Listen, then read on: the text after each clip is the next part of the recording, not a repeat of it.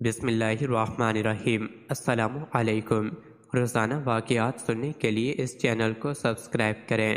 حضور صلی اللہ علیہ وسلم کے دنیا میں ظہور سے 1000 سال بیشتر یمن کا بادشاہ طبع خمیری تھا۔ ایک مرتبہ وہ اپنی سلطنت کے دورے کو نکلا۔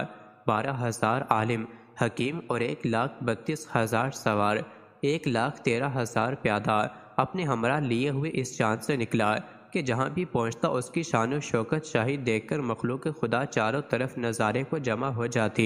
یہ بادشاہ جب دورہ کرتا ہوا مکہ معظمہ پہنچا تو اہل مکہ سے کوئی اسے دیکھنے نہ آیا۔ بادشاہ حیران ہوا اور اپنے وزیر اعظم سے اس کی وجہ پوچھی تو اس نے تحقیق کے بعد بتایا کہ اس شہر میں ایک گھر ہے جسے بیت اللہ کہتے ہیں۔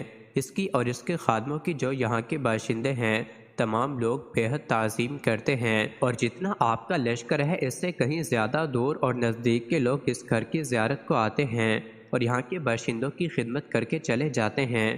پھر آپ کا لشکر ان کے خیال میں کیوں آئے؟ یہ سن کر بادشاہ کو غصہ آیا اور قسم کھا کر کہنے لگا کہ میں اس گھر کو کھدوا دوں گا اور یہاں کے باشندوں کو قتل کروا دوں گا۔ یہ کہنا تھا کہ بادشاہ کے ناک، منہ اور آنکھوں سے خون بہنا شروع ہو گیا اور ایسا بدبودار مادہ بہنے لگا کہ اس کے پاس کسی کو بیٹھنے کی بھی ہمت نہ رہی۔ اس مرض کا علاج کیا گیا مگر افاقہ نہ ہوا۔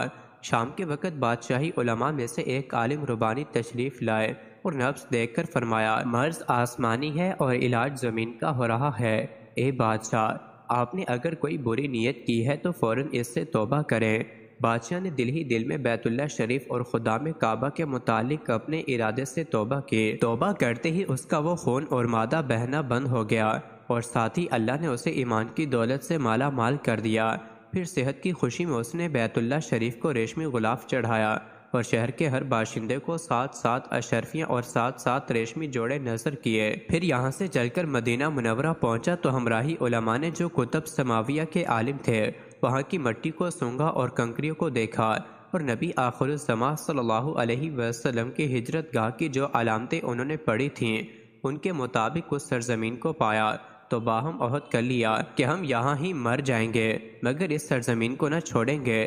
اگر ہماری قسمت نے یاروی کی تو کبھی نہ کبھی جب نبی آخر الزماں صلی اللہ علیہ وسلم تشریف لائیں گے تو ہمیں بھی زیارت کا شرف حاصل ہو جائے گا، ورنہ ہماری قبروں پر تو ضرور کبھی نہ کبھی ان کی جوتیوں کی خاک اٹھ کر پڑ جائے گی جو ہماری نجات کے لیے کافی ہے۔ یہ سن کر طبع خمیری نے اس عالموں کے واسطے 400 مکان بنوائے اور اس بڑے عالم ربانی کے مکان کے پاس حضور صلی اللہ علیہ وسلم کی خاطر 1-2 منزلہ عمدہ مکان تعمیر کروایا اور وصیت کر دی کہ جب آپ صلی اللہ علیہ وسلم تشریف لائیں تو یہ مکان آپ صلی اللہ علیہ وسلم کی آرام گاہ ہو، اور ان 400 علماء کی کافی مالی امداد بھی کی اور کہا کہ تم ہمیشہ یہیں رہو، اور پھر اس بڑے عالم ربانی کو ایک خط لکھ دیا اور کہا کہ میرا یہ خط اس نبی آخر الزمان صلی اللہ علیہ وسلم کی خدمت اقدس میں پیش کر دینا، اور اگر زندگی بھر تمہیں حضور صلی اللہ علیہ وسلم کی زیارت کا موقع نہ ملے تو اپنی اولاد کو وصیت کر دینا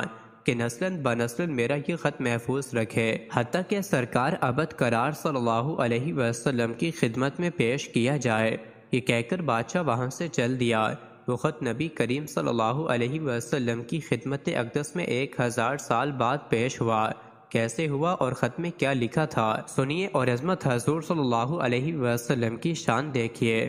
کم ترین مخلوق طبع اول خمیری کی طرف سے شفیع المذنبین سید المرسلین محمد رسول اللہ صلی اللہ علیہ وسلم، اما بعد، اے اللہ کے حبیب صلی اللہ علیہ وسلم، میں آپ پر ایمان لاتا ہوں اور جو کتاب آپ پر نازل ہوگی اس پر بھی ایمان لاتا ہوں اور میں آپ کے دین پر ہوں۔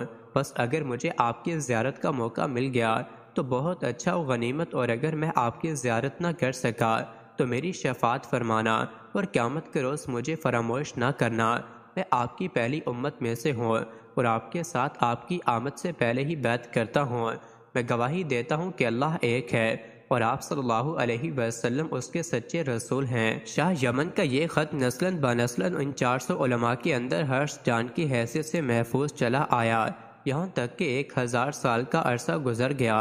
ان علماء کی اولاد اس کثرت سے بڑھی کہ مدینہ کی آبادی میں کئی گنا اضافہ ہو گیا، اور یہ خط 10 بدست ماہ وصیت کے اس بڑے عالم ربانی کی اولاد میں سے حضرت ابو ایوب انصاری رضی اللہ عنہ کے پاس پہنچا اور آپ نے وہ خط اپنے غلام خاص ابو لیلہ کی تحویل میں رکھا۔ جب حضور صلی اللہ علیہ وسلم نے مدینہ ہجرت فرمائی اور مدینہ کی الوداعی گھاٹی مسنیات کی گھاٹیوں آپ کی اونٹنی نمودار ہوئے اور مدینہ کے خوش نصیب لوگ محبوب خدا کا استقبال کرنے کو جوک در جوک آ رہے تھے، اور کوئی اپنے مکانوں کو سجا رہا تھا تو کوئی گلیوں اور سڑکوں کو صاف کر رہا تھا اور کوئی دعوت کا انتظام کر رہا تھا، اور سب یہی اصرار کر رہے تھے کہ حضور صلی اللہ علیہ وسلم میرے گھر تشریف لائیں۔ حضور صلی اللہ علیہ وسلم نے فرمایا کہ میری اوٹنی کی نکیل چھوڑ دو، جس گھر میں یہ ٹھہرے گی اور بیٹھ جائے گی وہی میری قیام گاہ ہوگی۔ چنانچہ 2 منزلہ مکان شاہ یمن طبہ خمیری نے حضور صلی اللہ علیہ وسلم کی خاطر بنوایا تھا۔ وہ اس وقت حضرت ابو ایوب انصاری رضی اللہ عنہ کی تحویل میں تھا۔ اسی میں حضور صلی اللہ علیہ وسلم کی اوٹنی جا کر ٹھہر گئی۔ لوگوں نے ابو لیلہ کو بھیجا کہ جاؤ حضور کو شاہ یمن طبہ خمیری کا خط دے آؤ۔ جب ابو لیلہ حاضر ہوا تو حضور صلی اللہ علیہ وسلم نے اسے دیکھتے ہی فرمایا تو ابو لیلہ ہے۔ یہ سن کر ابو لیلہ حیران ہو گیا۔ حضور صلی اللہ علیہ وسلم نے فرمایا میں محمد رسول اللہ صلی اللہ علیہ وسلم ہوں، شاہ یمن کا جو خط تمہارے پاس ہے لاؤ، وہ مجھے دو۔ چنانچہ ابو لیلہ نے وہ خط دیا۔ حضور صلی اللہ علیہ وسلم نے پڑھ کر فرمایا صالح بھائی طبہ کو آفری و شاباش ہے۔ ایسی ہی ویڈیوز کے لیے ہمارے چینل کو ضرور سبسکرائب کریں۔